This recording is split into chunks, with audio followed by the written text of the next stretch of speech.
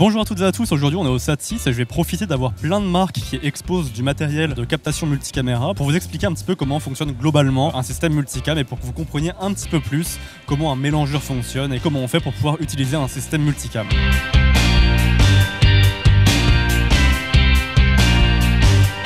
On va commencer sur le stand Data Video. Pourquoi? Tout simplement parce que Data Video propose des mélangeurs vraiment pas chers. On sait pas les meilleurs, on a eu quelques problèmes déjà avec en les utilisant. Mais ils sont sympas, ils sont pas chers et c'est assez pratique, assez simple. Donc pour vous présenter les bases d'un mélangeur, je trouve ça vraiment approprié. Pour commencer, un mélangeur, ça se présente comme ça. On a plusieurs boutons, on a deux lignes de boutons principaux et on a une barre comme ça qui permet de faire des transitions. Les deux lignes de boutons, en fait, elles servent tout simplement à sélectionner les caméras qui vont être au programme et en preview. En fait, au début, en multicam, on a déjà toutes nos images qui sont en bas ici avec toutes nos sources, donc que ça soit des caméras comme ici ou des images comme on peut avoir ici. Et ces sources, en fait, on va pouvoir les sélectionner avec la barre ici du bas, la barre de preview. Donc là, si j'appuie sur 1, ça va me sélectionner l'input 1 qui va être en preview. À quoi ça sert de mettre une caméra en preview? C'est tout simplement pour la voir en plus grand et pour pouvoir être sûr de notre cadre et être sûr que l'opérateur est nickel pour pouvoir après la mettre en programme. Mettre une caméra en programme, c'est tout simplement la sélectionner pour la mettre à l'antenne. Pour mettre une caméra en programme, on a plusieurs solutions. Alors déjà, on peut directement utiliser la deuxième barre pour sélectionner nos caméras et directement gérer nos programmes. C'est une possibilité un petit peu risquée parce que du coup on ne passe pas par la preview. Ou sinon on peut appuyer sur Cut pour passer la vidéo qui est en preview dans le programme. Donc là si j'appuie sur Cut, on va avoir un échange entre le programme et la preview. Ça permet comme ça de voir directement ce qui est en preview et de le basculer quand on veut exactement. Si vous voulez faire d'autres transitions que des cuts, vous pouvez le faire notamment grâce à cette barre qui va permettre de pouvoir faire des transitions en contrôlant totalement leur durée. Par exemple là, si je sélectionne Mix, ça veut dire tout simplement fondu. Et tout simplement en actionnant cette barre, je vais pouvoir faire un fondu.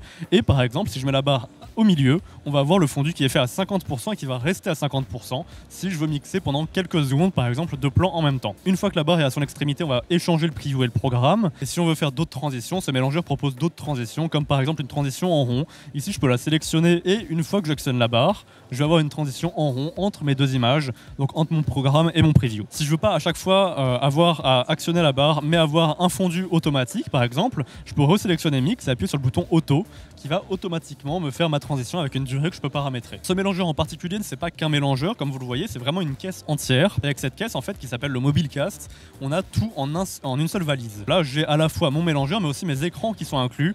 C'est pas quelque chose qu'on va retrouver sur tous les mélangeurs, là c'est parce que c'est quelque chose de transportable, mais en studio on va avoir notre mélangeur d'un côté et on va le brancher à des écrans. Pour le brancher à des écrans, on a soit des sorties HDMI, soit des sorties SDI, et c'est un peu pareil, pour rentrer des caméras dedans, on peut essayer de rentrer des caméras en HDMI, c'est pas idéal, mais on peut avec certains mélangeurs, et la plupart du temps ce qu'on fait c'est qu'on rentre nos caméras en SDI. Après, sur les mélangeurs que vous avez, vous pouvez faire différents effets en direct, comme par exemple des incrustations en fond vert qu'on peut faire, ici j'ai pas d'exemple à vous montrer, et vous pouvez aussi mettre des titres par exemple en direct. Donc si je veux une barre de titre en bas qui défile avec le nom de mon présentateur, je peux l'avoir avec des infos, n'importe quoi. En bref, c'est quand même assez complet, c'est assez pratique et surtout pour découvrir un mélangeur, c'est quand même assez bien je trouve d'avoir quelque chose comme ça qui est tout en un. Comme ça, on n'a pas vraiment à se prendre la tête à essayer de comprendre à quoi fonctionne tout, comment est-ce que tout est bien compatible. On a notre quotidien qui est tout en un, qui est transportable, qui est assez pratique et c'est tout.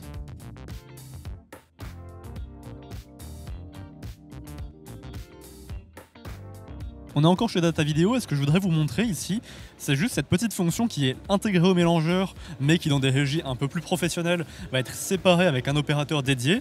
C'est un contrôle de caméra en fait. Si on est sur plateau par exemple, c'est pas rare de trouver des caméras tourelles comme ici, et ces caméras, elles n'ont pas d'opérateur derrière. Ces caméras, on va les régler depuis la régie. On peut régler le pan, le tilt, le zoom, le focus, l'iris, un peu comme on veut. Là, Data Video propose un tout en un où on peut régler les caméras directement sur la même régie que notre mélange.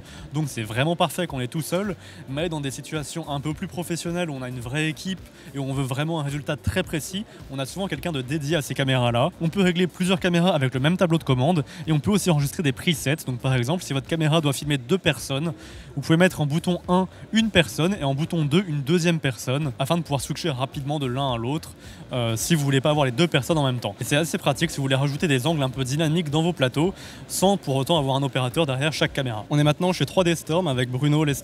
Un TriCaster, ce que ça va apporter par rapport à la concurrence, déjà c'est une interface software, c'est ça? Alors, le concept TriCaster est un produit qui est toujours sur une base de développement majoritairement software. hébergé sur une plateforme dédiée par contre. Il ne s'agit pas d'un produit assemblé par l'utilisateur, c'est un produit qui est assemblé usine, suivant les préconisations dont on a besoin pour toutes les fonctionnalités qu'on propose à l'intérieur du logiciel d'exploitation, tout à fait. Ouais. Le fait d'être sur une architecture software, ça a énormément d'avantages. Déjà, ça nous permet d'avoir une très grande évolutivité. On est beaucoup plus réactif en développement logiciel qu'en développement électronique, forcément. Pour nos utilisateurs, c'est très important parce que, par exemple, il y a 3 ans, nous avons mis sur le marché une technologie très spectaculaire qui est le protocole NDI, de transport des flux vidéo sur IP. Eh bien, nos utilisateurs de TriCaster qui ont acheté une machine il y a pratiquement plus de 4 ans maintenant peuvent être mis à jour par logiciel uniquement et bénéficier des dernières nouveautés grâce à cette architecture logicielle, effectivement. Le NDI a été conçu pour être une transition la plus soft possible, la moins douloureuse possible pour nos clients et d'une part pouvoir se déployer sur des réseaux totalement standards et on peut tout à fait faire cohabiter des workflows SDI, NDI, HDMI. Cela pose aucun problème. Toutes les sources que j'ai sur mon stand sont toutes disponibles simultanément sur toutes mes unités, sur mes 2 régies, sur mon serveur de ralenti, sur mes PC connectés. Et j'ai pas de grille, j'ai pas de système de routeur vidéo, j'ai pas de distributeur vidéo. Le NDI va permettre aussi de véhiculer tout un tas de sources qui ne sont pas uniquement des caméras. Je vais également pouvoir utiliser un player VLC, pouvoir connecter mon Adobe Premiere directement convertir en flux NDI et l'envoyer au travers de ma régie. Quand on regarde un TriCaster et surtout le logiciel, on peut avoir l'impression que c'est très très compliqué. Est-ce que c'est vraiment si compliqué que ça, juste d'utiliser un TriCaster? Absolument pas compliqué. Il y a une raison toute simple. Si vous partez sur une régie hybride, quand je parle de régie hybride, ça veut dire que je vais avoir un mélangeur, je vais avoir un générateur de caractères, je vais avoir des enregistreurs, je vais avoir un encodeur de streaming et pour chacune de ces fonctions, vous allez avoir un module différent. Ces modules généralement vont être fabriqués par des sociétés différentes, donc avec des interfaces différentes. Donc quand vous allez vouloir vous former à cette nouvelle régie que vous avez achetée, il va falloir que vous formiez à chacune de ces interfaces et aucune d'entre elles ne se ressemble. Alors que sur un TriCaster, tout est assemblé dans un concept de régie intégrée et sur mon interface utilisateur, j'ai tous ces éléments-là avec la même logique. Une journée pour quelqu'un qui n'a jamais travaillé sur un TriCaster est suffisante pour apprendre à exploiter une régie. Le dernier avantage aussi que je vois avec le TriCaster, c'est surtout aussi qu'il peut permettre de tout accepter en termes de sources. Effectivement, 2 notions à ce sujet-là. D'une part, dès la première unité, la première version de TriCaster sortie il y a 15 ans, une des caractéristiques était effectivement qu'on pouvait connecter des sources de différentes résolutions et que lui avait en entrée toutes les fonctionnalités nécessaires pour upscaler, downscaler les signaux, les resynchroniser même s'il n'y avait pas de genlock. Tout ça, c'est au cœur du savoir-faire TriCaster dès la première version. Donc voilà, finalement on l'a vu, le multicam et les outils multicam, c'est pas si compliqué que ça.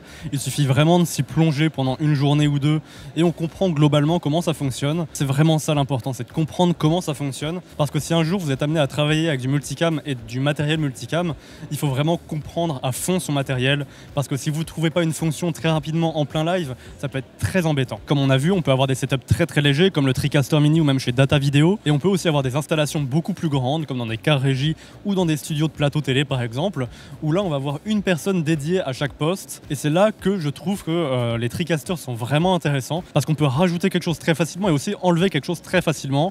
On peut avoir quelque chose de très compact ou quelque chose de très gros sans changer tout notre écosystème, alors que chez Data Video c'est un peu moins cher, mais le problème qu'on va avoir c'est qu'on a quelque chose pour faire une fonction précise et si on veut faire quelque chose d'autre, il va falloir acheter du matériel supplémentaire, essayer de trouver quelque chose de compatible et ça va être un peu plus compliqué. Et de toute façon, que ça soit chez Data Video, Blackmagic, TriCaster, vous pouvez rajouter pas mal d'équipements autour de vos mélangeurs, que ça soit un intercom ou un système de ralenti, pour pouvoir tout simplement ajouter et adapter votre écosystème à ce dont vous avez besoin. Et encore une fois, comme je le disais, l'essentiel c'est d'avoir le bon matériel adapté à ce que vous voulez faire et surtout connaître parfaitement votre matériel. N'oubliez pas non plus que cette vidéo n'est pas un tuto pour que vous deveniez réalisateur multicam, c'est vraiment une introduction multicam, donc si vous voulez vraiment faire des événements de multicam, je vous invite à approfondir un peu plus le sujet parce que vraiment il y a énormément de choses à savoir et je ne peux pas résumer tout dans une seule vidéo. Voilà, sur ce, si vous avez aimé la vidéo, n'oubliez pas de l'aimer et de la partager. Si vous avez n'importe quelle question à propos de ce que j'ai dit, vous pouvez me poser en commentaire. Et si vous voulez pas rater les prochaines vidéos, vous pouvez aussi vous abonner. Et vous pouvez aussi aller voir toutes les autres vidéos que j'ai pu faire au Satis, au Salon de la Photo et aussi en général sur ma chaîne. Allez, salut!